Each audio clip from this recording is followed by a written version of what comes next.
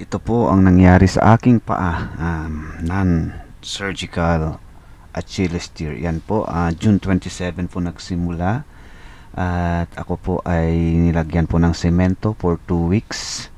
Nakasemento po yan, napakahirap po ng buhay ko sa mga araw na yan. Bumalik po ako after 2 weeks and then chinek po nila, nilagyan po nila ulit ng semento kasi hindi pa daw naghihilom yung napunit na Achilles tendon ko. Yeah, 1, 2, yeah. Ayan po, nung tinanggal na po yung semento sa aking paa, so first time na magpisyo, napakatigas po ng aking paa, halos hindi ko po maigalaw. 90 degrees po ang aking target pero nasa 45 degrees lang po, hindi ko po mai-point yung aking mga toes, hindi ko rin po 90 degrees. So yan po ang kailangan i-workout po. Napakahina po ng aking paa, ng liit-liit, parang marshmallow po yung mga muscles niya.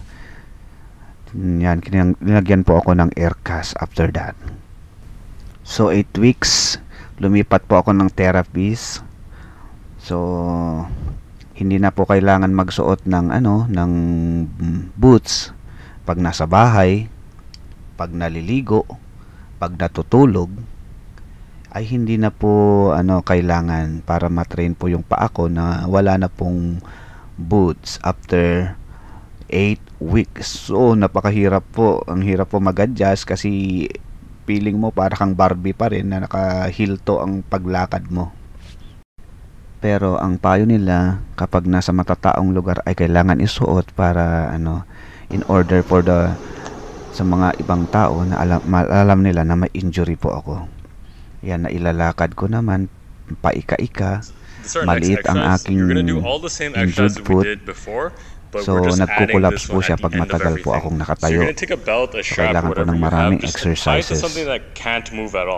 Yan po, sport minded po kasi tayo, pero nasa early 40s na po ako, sa mga early 40s po dyan, 40s above ay maghinay-hinay na rin po tulad ko. Kala kasi ng utak ay kaya pa, pero ang katawan, aminin man natin at hindi, ay hindi na. Magkakaroon na po tayo ng mga limitations na po hindi na po tulad ng dati. So yan po, napakaraming exercises na para lumakas ang aking paa. Maraming salamat sa physiotherapist ko dahil naintindihan niya po ang ganitong mga injuries. So expert po siya. So lucky din po ako kasi lumipat po ako ng therapist na yung nakakaintindi. Siya po ay pinanganak dito sa Canada, pero taga siya, yung mga magulang niya taga Hong Kong. Is going to be from in to out this way. Always use your other leg to brace yourself if you find it's kind of sliding around. Exactly. And you're going to push out as Sa hard as you Go can. Signal na pwede na po akong maglakad-lakad na walang crutches, ay tinatry ko po. Bagamat nagkukulaps po talaga yung paa ko kasi napakaliit po, parang marshmallow pa rin po. Sinusuot ko rin po ang aking safety boots. Pero kapag tignan nyo po, mas maliit po yung injured foot ko. Wala pa pong mga muscles so hindi nagagamit. Kaya po yan na po ang papalakasin. So may Go Signal naman ang aking physiotherapist at saka orthopedic na pwede na akong maglakad na wala na pong na crutches at saka yung boots. Yan po, tignan nyo po, maliit po, masahe ko po yan lagi kasi medyo nagka-cramps po at saka nagkukulaps. Ibig sabihin kapag naglalakad ka, bigla ka nalang matutumba.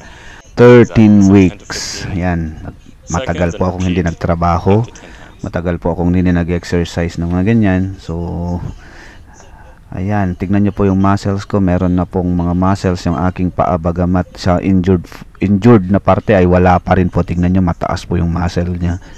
Ayan po, yung injured ay malakas na po yung tendon niya, naghilom pero wala pa pong muscles. So 13 weeks, nagtra-try pa rin po akong maglakad, mag-exercise with the safety boots. So sooner, October po siguro, ay papayagan na akong magtrabaho ng orthopedic. So yan po, paika-ika pa rin po, at least malaki na po yung muscles niya. Okay po, yung control ng aking paa ay medyo okay na po. Bagamat natatakot pa rin po akong maglakad kasi nga po yung, alam niyo po yung trauma at saka yung ano, nasa utak na po kasi, baka maano ulit. So, thank you po sa mga nanood.